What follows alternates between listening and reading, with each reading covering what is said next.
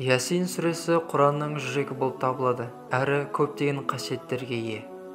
Біріншіден, бұл сүрені оқу қасиетті Құранды оқығандай болып табылады, және мұнда Құран оқығанның келесідей қасиеттері бар. Алла тағала былай айтқан: естеріңде болсын, Алланы еске алумен жүректер орнығады. Жаратушының сөзі Құранды оқу арқылы адамның жүрегі жай тауып, Алла тағаламен байланыс орнатады.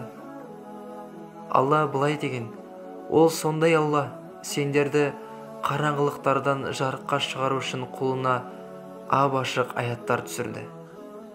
Құран оқу арқылы адам жете түсінбеушілікпен, ессіздіктен, жете түсіну мен ұғынуға әкелетін жаратушының басшылығына қол жеткізеді.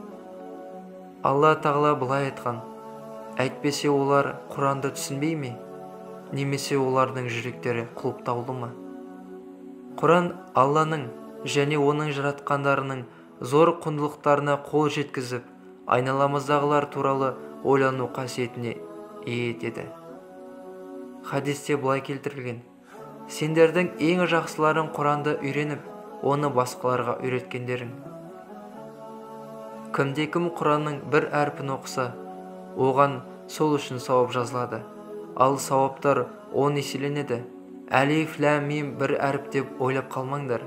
Әлиф бір әріп, ләм бір әріп, мим бір әріп деген. Құран оқыңдар, шын мәнінде ол қиямет күні Алланың қолына шапағатшы болады. Құранда былай айтады: уа жаратушым, мен оның түнгі ұйқысын бұздым, енді оған шапағатшы болуға рұқсат етші. Оның шапағаты қабыл болады дейді. Нақты Ясин сүресі үшін жазылатын сауап. Құранды 10 рет оқығандай сауап беріледі.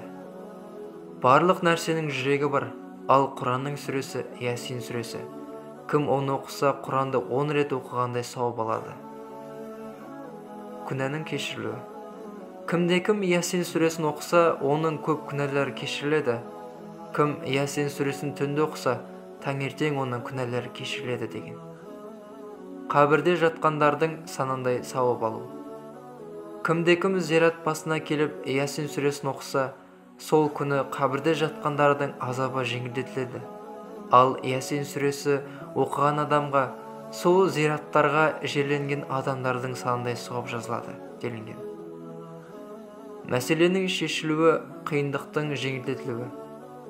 Аш адам оқыса, ол тояды. Адасқан болса, жол табады. Егер малын жоғалтқан адам оқыса, малын табады. Тамағы жетпей қалама деп қорқып оқыған адамның тамағы жеткілікті болады.